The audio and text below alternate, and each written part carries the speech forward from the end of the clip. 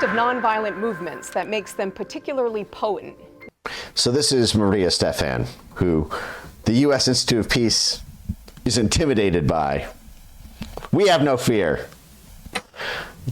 You know what? I gotta find her office. I'm gonna go back in this week and investigate. This is so funny. God, the place is so haunted. But she left quite an impression, and but all right, let's keep. Not to mention highly creative is the wide variety of tactics available to participants. This broad spectrum of tactics enables lots of people with different skills, physical abilities, and risk tolerance levels to join nonviolent campaigns and movements. Okay, so first of all, Seek the Other says, IRL stream at a USIP? Maybe, actually. I think we're gonna have a party there. It's an incredible space. Like, when you guys see it, you'll understand. But okay, so listen to what she says here, all right? So we're still in the video section before we get to the written reports. And she's talking about the 198 methods of bringing down a government through mob activity. Notice how she's going to stress the Gene Sharp manual, which is literally the manual for the past 50 years. In fact, I'll pull up in a separate tab here a little bit more about this. I know we've gone over this, but this is one of the best two-part articles on Gene Sharp. I'll put a link to it here. This is really worth reading, both parts of this in full. It's a fantastic, super long treatise on how Gene Sharp came from the State Department military world. He was recruited to the Harvard CIA. The CIA at Harvard, the Center for International Affairs, and how they got $50 million from the Department of War, from the Pentagon, do research on how to overthrow governments in a bottom-up way rather than a top-down way. Because there's really two ways to overthrow a government. One is by military coup. The second is by which is like top-down. You poach a critical quotient of the military generals and the police, and because they control the guns, they simply control the government. The other way is a ground-up mob, millions of people in the streets situation, which is also known now as a color revolution and what they call nonviolent action, because it's the alternative to a violent military coup. It's a violent mob coup, but it's technically less violent. You're simply destroying buildings and occupying the streets, and you're throwing rocks at police, but you're trying not to kill people. That's not the primary purpose of it. It's to terrorize people, but stopping short of killing them. That's what they call nonviolent, right? And so, but it was funded by our violence department, the Department of War, as a counterinsurgency study, which is how to stop insurgency movements and how to create our own insurgency movements. So this is basically, this came from the Office of the Chief of Psychological Warfare. This is what this grows out of, the Manhattan Project of Social Science. So this is what she's citing here, this 198 methods of trying to overthrow a government through a mob revolution.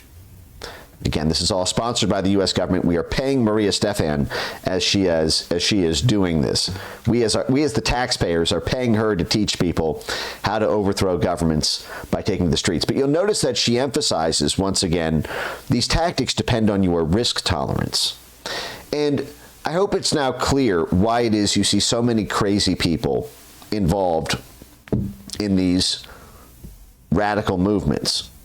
Like why you see so many people who are transgender or on drugs or career criminals or psychologically deranged at the front lines of this. Because they're the ones doing the riskiest, the ones most willing to do the riskiest of these U.S. government-backed tactics. And we should go through later in the stream Maria Stephan's role in all of the American riots of the past decade. It's incredible how prolific her career is in terms of American street protests and riots against our own government. But she stresses that risk tolerance. And I mention that again because Maria Stephan has never been arrested for any of this. Maria Stephan has never been sued for any of this. She wants other people to take the risk, other people to get arrested. So let's just go through this. Levels to join non-physical abilities enables lots of people. And again, this was at the time the director of the U.S. Institute of Peace's program on nonviolent action, program on mob violence. With different skills, physical abilities, and risk tolerance levels. Risk tolerance levels. Willingness to get arrested, willingness to throw rocks at police, willingness to do crazy shit at the behest of the U.S. Institute of Peace. To join nonviolent campaigns and movements. Dr. Gene Sharp documented almost 200 nonviolent methods in his 1973 classic, The Politics of Nonviolent Action. And every new campaign or movement around the world invents its own new and innovative methods. Gene Sharp classified the methods of nonviolent action into three broad categories: protest and persuasion, non-cooperation, and intervention. Protest and persuasion include actions such as petitions, leaflets, picketing, candlelight vigils, the wearing of symbols, singing, protests, walkouts, and symbolic actions such as coordinated turning on and off of lights and the banging of pots and pans. Okay. So until we get to the obnoxious level, decibel level, pots and pans stuff, this is all pretty ordinary course. You like the pacing and leading here, right? It's yes, okay, protest, that's protected by the First Amendment. Candlelight vigils, okay, that doesn't hurt anyone. It's yes, the pacing and leading. Yes, get people to say yes, yes, yes, and then throw the crazy shit in. This is what I refer to as the scorpion's tail. It's you're walking people up the scorpion's tail, and then they get the stinger at the end. This category is primarily symbolic in nature. However, but it's not just symbolic. The big part of the purpose of it is to create the USAID-funded media shitstorm, because that candlelight vigil will be covered by 100 different USAID-funded media outlets who will beam it out to the international community about how oppressed they are. It could be because the government wants to sign a trade deal with another country, or the government isn't giving Chevron rights to the oil. But they will make it look like, oh, the government is oppressive. And so these people need to do these candlelight vigils and these walkouts and these sit-ins. Tactics can be very effective beyond the symbolic and risky if they take place in a country in which any forms of organized political dissent or assembly is illegal. Monks protesting in Rangoon, Shwedagon Pagoda, 2008 in Burma. Damn, we're back to the CIA-backed monks. This again, this shit again. I mean, you guys know how far back the CIA and the monks go, right? The CIA Tibetan program. This was an anti-Chinese government covert operation spanning almost 20 years. Political action, propaganda, paramilitary, and intelligence, facilitated by deals made with brothers of the 14th Dalai Lama, who himself alleged he was not initially aware of the CIA program. Okay, but you were aware. Okay, I may not be initially aware that, Notestein, who just super chatted $100, got that money by stealing, I don't know, by doing drugs, and he's laundering it he actually converted it through Tether into some stable coin into fiat, and then super chatted the 100. But if I were to be made aware of that, I would have to rescind that, right? That's okay. 100 from Bob Easton. My wife's father escaped 2 communist countries. We are grateful for what you're doing. Thank you, Bob Easton. I really appreciate that. And a lot of this is you know, I don't necessarily have a problem with, like, the existence of a CIA.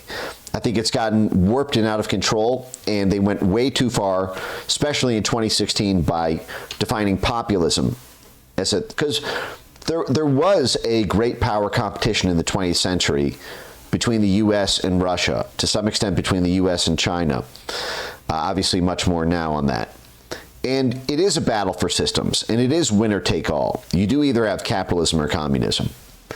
So I bring up a lot of these CIA communism examples, not because I necessarily have a problem with using the CIA to combat communism, but rather because they've taken that same anti-communism apparatus and said, well, now populism is a threat to democracy. So they can overthrow governments like they did in Brazil and Poland and the like, in the name of stopping populism, which I think is a total abuse of the CIA powers, and frankly, there should be criminal sanctions for doing that sort of thing. But, you know, so this was a goal to keep Tibet autonomous and free from China. It was administered directly by the CIA and operated in coordination with the State Department and Defense Department, as always, as we always talk about. CIA, State, and DOD always move together, with USAID in the middle. So the CIA and the monks were back. Nothing changed. That was in the 1950s to the 1970s. And in 2008, we're still doing it. We're outlawed. The main purpose of protest and persuasion actions is to send a message that something is wrong in society and people are ready to take action. This category of tactics is most commonly associated with the conversion mechanism of change that we discussed earlier. Protest and persuasion actions may pave the way to more targeted, disruptive, and/or potentially high-risk actions later on.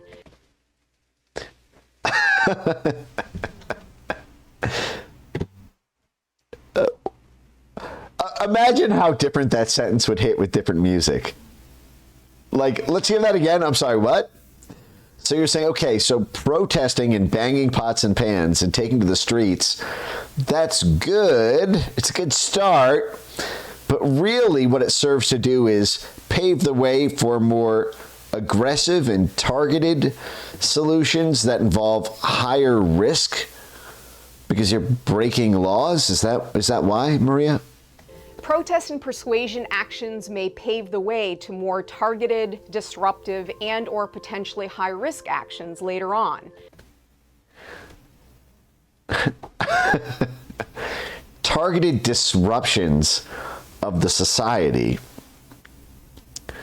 You know, like, if I'm just trying to think, like, if a right-wing militia leader had a video out there like this. Imagine if, like, the Biden administration was paying like a right-wing street militia, like 100 from tanks to tweets. Dude, thank you so much. Thanks for the early start time for some Zen 11s. You are a patriot, Mike. Thank you. Wow, guys. Speaking of which, actually, let me get other music on. I wonder if it would sound different.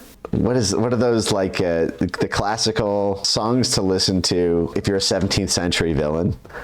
I wonder what you are, a 17th century villain plotting against the king.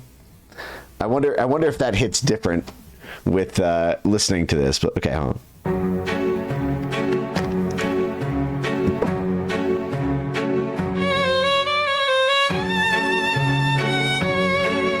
Not evil enough. We need something more evil. A playlist to feel like a villain plotting his revenge. All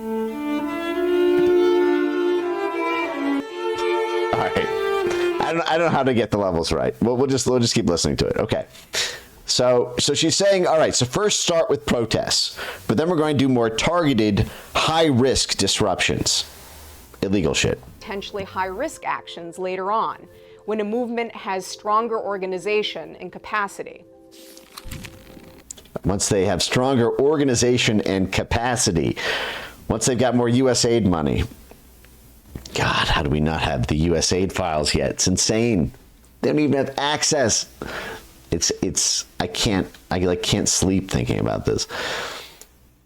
Okay, so non-cooperation, which means non-cooperation with the state, which means non-cooperation with the government, which means defiance of the government, which means breaking the laws of the government, which means conspiring to break the law.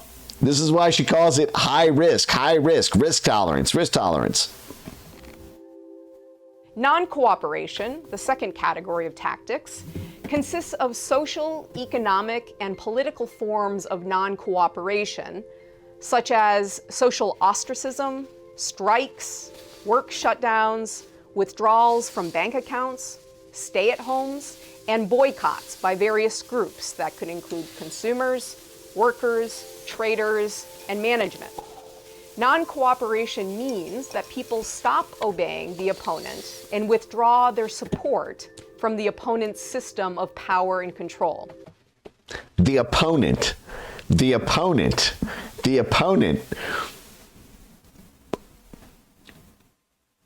Is the U.S. Institute of Peace?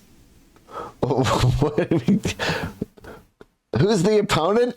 I thought we were supposed to be going for peace here.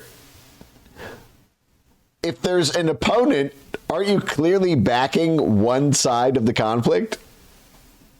This is incredible. But of course, no, she says like the opponent because this is a model.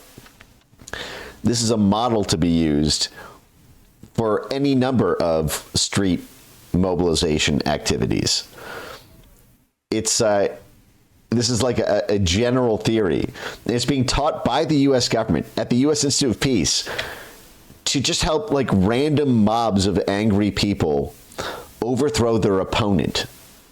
But just the language, they can't even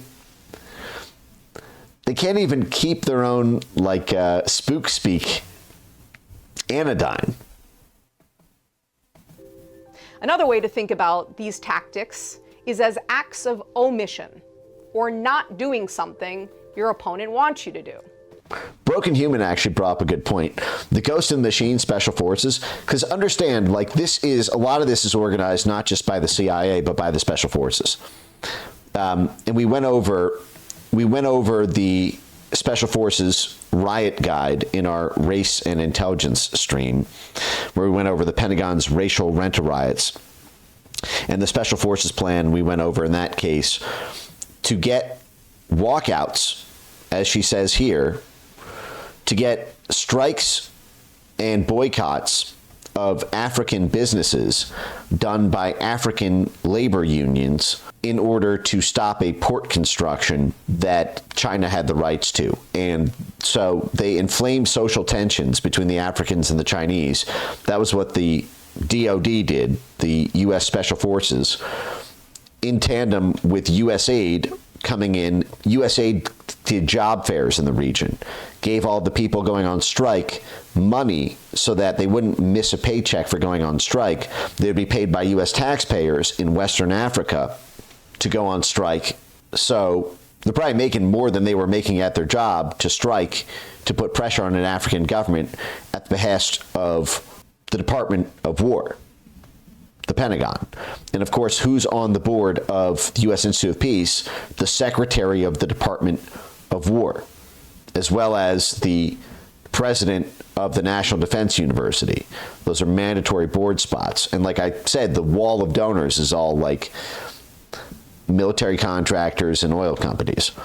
But so the U.S. Institute of Peace will be on the ground organizing that, but it's a paramilitary thing. That's why the military is in control of it.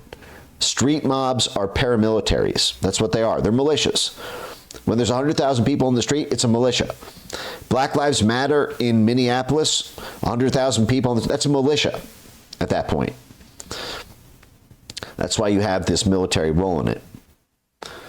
But yes, so someone sent the Ghost in the Machine thing, which is, like one of these famous, the Special Forces bragging about how all the world is a stage and how they foment all these U.S. Institute of Peace style. And they work in tandem with the U.S. Institute of Peace, street revolutions all over the world. I'll just play a little bit from it in case you haven't seen it. Oh, they're using the same language. You guys see that? They're using the same language. They're using the same language as the U.S. Institute of Peace. If your opponent.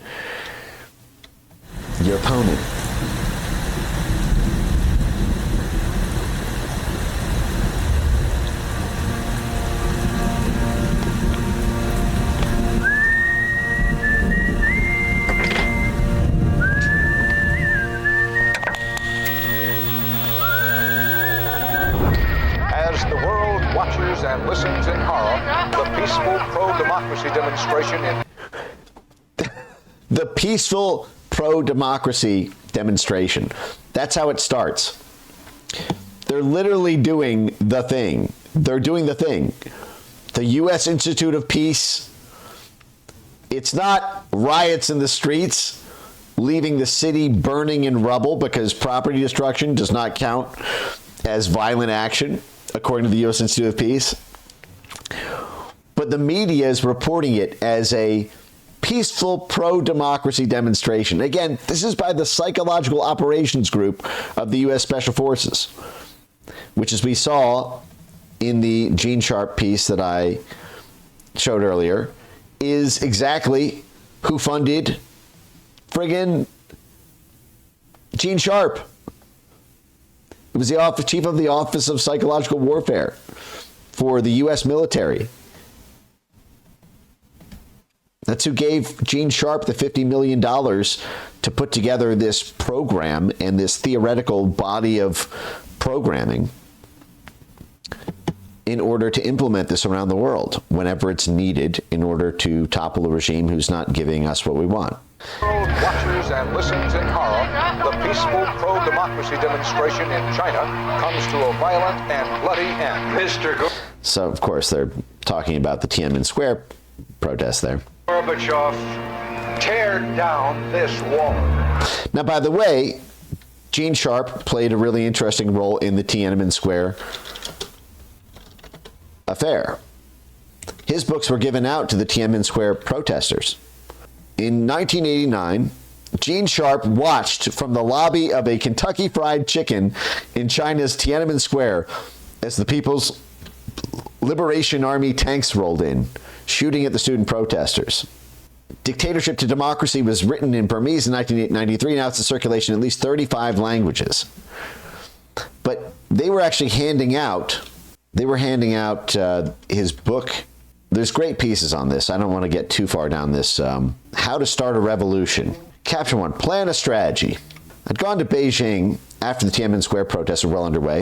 In 1989, Gene traveled to China at the height of the Tiananmen Square. And again, so Gene Sharp, you're talking about the intersection of the DOD and CIA. The CIA is organizing the civil society groups to do these protests in tandem with the special forces, the U.S. paramilitary war guys, in order to direct them. Anyway, I don't want to go too far down that rabbit hole. Let's stay focused and get through this video here. It wants you to do, as opposed to acts of commission, which means actively doing something your opponent wants you to stop. There are many forms of social, economic, and political non-cooperation methods. Some of these methods require many people in order to be effective. Often, these methods, to include consumer boycotts or work slowdowns, allow large segments of a society's population to participate. Now, when she says consumer boycotts, understand that she's working on that now with the Tesla takedowns. She and Erica Chenoweth, if you guys remember Erica Chenoweth from last stream, who was Maria Stephan's co-author, like I'll just play a little clip here, one sec. You'll see how she's implementing these consumer boycott tactics that she uses in Burma and Egypt and Tunisia and Colombia, and how she's doing that at home. I'll play a little bit here. Let's see, Erica Chenoweth. How to impose direct costs on fascists. This is Maria Stephan's partner. Also at the Harvard Belfer Center, which is the inheritor of the Harvard CIA, the Harvard Center for International Affairs. The Erica Chenoweth at the Harvard Belfer Center. The Belfer Center is the Center for Science in International Affairs. So this is called How to Impose Direct Costs on Fascists by Erica Chenoweth. This is a couple months ago. I think sometimes people look at movements and they think, okay, there's persuasion, and that's for voters in an election. By the way, I'm going to eat a little bit of my salad because I have not eaten yet today. So I'm going to put myself on mute, and I'll come back in. And then there's protest, and that's separate from persuasion. That's just bodies in the streets. But it seems like they really are, they need to work together. Yeah, that's a good question. So Gene Sharp, who is considered by many as being a really Notice how everything they do is downstream of Gene Sharp. Every single one of them. Everything they do is downstream of the Harvard CIA funded by the Department of War. Potentially the key intellect in the latter part of the 20th century on nonviolent action and the theory of civil resistance, kind of categorizes methods of nonviolent action into three buckets. And the first bucket is what he actually calls protest and persuasion. Like that's the first bucket. The second bucket is non-cooperation. And the third bucket is what he calls alternative institutions, or methods of nonviolent intervention, which includes alternative institutions. And the reason in the first bucket he puts protest and persuasion in the same category, I think, is because of this kind of tacit acknowledgement that protest is a largely symbolic action. Protests as such, as opposed to, say, strikes, are there to make a point. And protest, it sort of depends on what the movement is. Notice how important strikes are. She says protests as opposed to strikes. This is why the unions are so tied to the CIA. Now we always come back to the AFL-CIO and the SEIU and the Solidarity Center of NED. The unions, the worker collectives. This is why they go straight there in any country. They go straight to the unions. This is why the CIA funds the unions. This is why the State Department funds the unions in the Democracy, Rights, and Labor Bureau. That's one bureau, Democracy, Rights, and Labor. Labor and democracy. Democracy, overthrowing a foreign government's democratically elected government, and using the labor to do it, because the labor is the heart of the strikes. When all the workers go on strike. This is why you need so much U.S. aid money to pull this off, because when the workers go on strike, they don't get paid. So someone has to pay them. That's what U.S. aid is for. U.S. aid is to make sure the striking workers get paid. You understand? Is trying to do? Is it just trying to make a point, or is it also trying to articulate new values? Is it trying, or there? Yes, Moondance teachers unions. This is why we went over so many times. You know, the NEA, CIA. This is why we went over the CIA's work in funding teachers unions, and why Randy Weingarten was going over to Ukraine so many times to make sure that the teachers unions in Ukraine were buying the CIA line. And that's why you see Randy Weingarten involved in NED, the privatized CIA. The movement's own values? Is it trying to set the agenda? Is it trying to put pressure, on particular policymakers to advance new policies or plans, or to get on their side or whatever? So there's lots of things that can be done with protests, but it's largely a sort of communication device between the movement and the public. Sometimes it can serve an organizing function because it's a way of people to find themselves in a movement, and then they can be they can be further engaged through mass organizations and things like that. But it's largely like a communication and signaling device. That's compared to things like mass non-cooperation, like the strike, or different types of social ostracization campaigns and things, which are meant to impose direct costs. And they do impose costs, right? So if you look at things like the Tesla sellbacks, and the suggestion to people that they should not buy Teslas, or to make showrooms like uncomfortable places for people to be in, so therefore they know. To make showrooms uncomfortable places to be in. She's promoting disrupting the places of business. Did you hear that?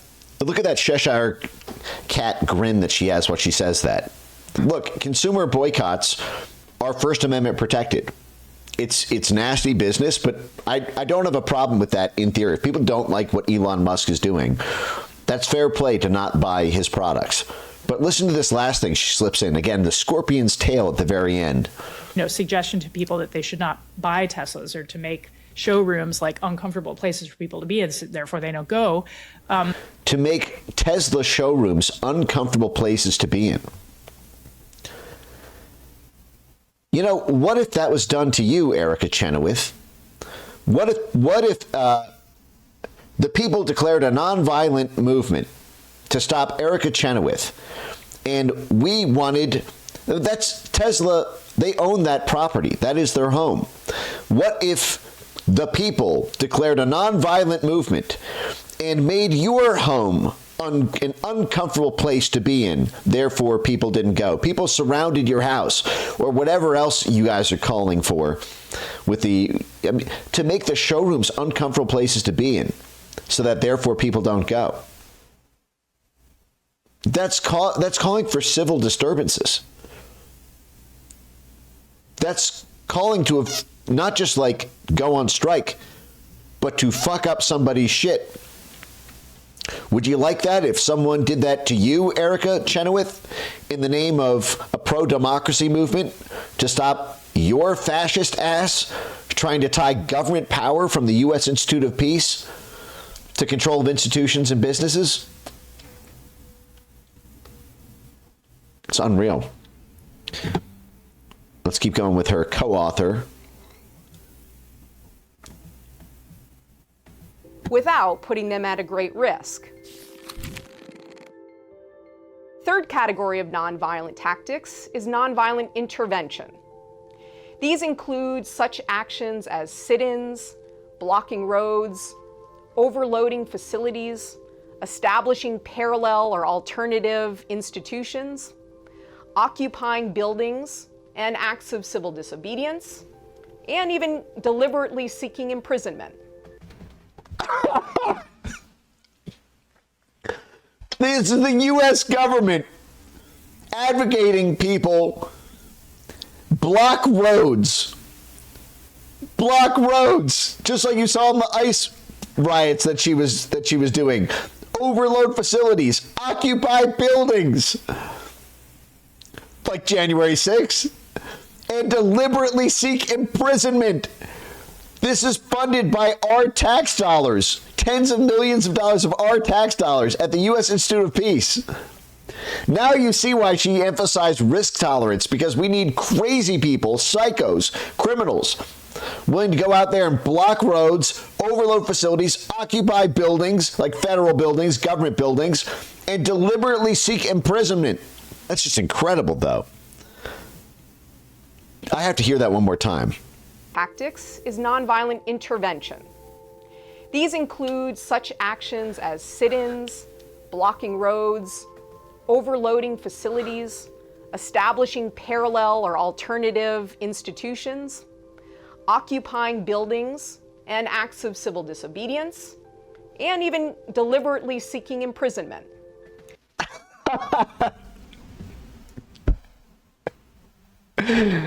Now you see why she was endorsing the how to blow up a pipeline and all this, and saying, well, listen, if it's useful to get arrested so that we can call you a martyr. Again, back to the CIA PSYOP guide from 1983, create a martyr for the cause. That's just incredible. She's actively in a government office advocating for blocking roads to shut down the critical infrastructure. All right, let's get back to the Maria Stephan. Acts of civil disobedience, and even deliberately seeking imprisonment. These methods directly disrupt the ability of the opponent to function and or allow a movement to dissociate from a power structure by becoming self-reliant or self-sufficient in certain... Now, the opponent is the government, the democratically elected government. So these are methods to directly disrupt the ability of the democratically elected government to function. This is an insurrection. This is the language of insurrection. If I directly disrupted the ability of the democratically elected government to function, I am obstructing the administration of the law. This is like, never lose sight of that. These are democratically elected governments that they're trying to get 3% of the population to rise up and take to the streets to shut everything down so that you can overturn. If you win an election 97-3, you can still get your way and take over the government with just 3% of the population. That's their whole 3.5% of the population. That's their whole 3.5% rule. Areas. The risk level is generally higher for this category of tactics. The risk level is generally higher. Like, listen to how they frame that. Like, and look at those eyes. Yeah, because this is straight up fucking illegal, the risk tolerance is higher. The law breaking is higher. It's law breaking. You're promoting breaking the law on purpose, going to jail on purpose, occupying federal buildings, blocking city intersections. This is a criminal conspiracy. And the level of coordination necessary to succeed is great. However, methods of nonviolent intervention can sometimes have a large impact with relatively few people participating in them. Because of the risk involved, generally the people who carry out methods of nonviolent intervention should be the most highly trained and those willing to assume greater risk. The selection of nonviolent someone should strip the audio, like go into like a Adobe Audition or something, and just replace this with like horror music. If you didn't have relaxing spa music over this and you put like a horror soundtrack, this would hit entirely differently. Tactics flows from a movement's strategic goals. Tactics are typically chosen according to a movement's desire to either broaden their base of movement supporters and increase their active participation, to build the capacity of civilians to resist and maintain nonviolent discipline, Capacity building, to withdraw the people's cooperation from the status quo power structures, so to ignore the law, to weaken the opponent's pillars of support by the opponent, undermining the loyalties. It's just like they so nakedly take sides in the conflict while saying, no, it's about general peace between the parties, but we support one of the sides against the opponent. Of those who support them, to increase the movement's pressure and intensity over time, and importantly, to enhance the movement's resilience, particularly in light of potential or real opponent repression, both violent and nonviolent. Oh, repression. Oh, so you're going to occupy government federal buildings. You're going to block the city streets. You are going to deliberately break the law for the purpose of getting arrested so you can pretend to be a martyr and have USAID funded media trot you out as a martyr. And then you're going to complain about repression, right? You asked for it, Maria. You literally asked for it. You stressed the risk tolerance a million times because you know you are asking them to go into the firing line so that you can overthrow a government and get the fucking oil and the diamonds and the gold and the lithium and the cobalt so that your fucking donors will get what they want from that land so it's governed by a puppet government instead. In identifying and choosing nonviolent actions, which is obviously driven by the context, strategists must first do their background homework and research about which tactic or set of tactics makes strategic sense at a particular point in the campaign or movement. They must select participants for the action. They must pick the target for the action. Could be a law, a practice, or even a particular pillar of support. Finally, they must build a record of success by choosing specific, achievable objectives and declaring small victories along the way. Now, part of the reason is so that they can keep getting grants for it. She emphasizes you need to establish a track record of success because that's how you get U.S. Institute of Peace funding. Like, for example, if you go to the the youth movements that these guys did. I was watching this earlier, engaging with Guatemalan youth. Oh, yeah. They emphasize, because, it's all about the money, right? This is the youth training, 4 weeks of webinars to train youth groups.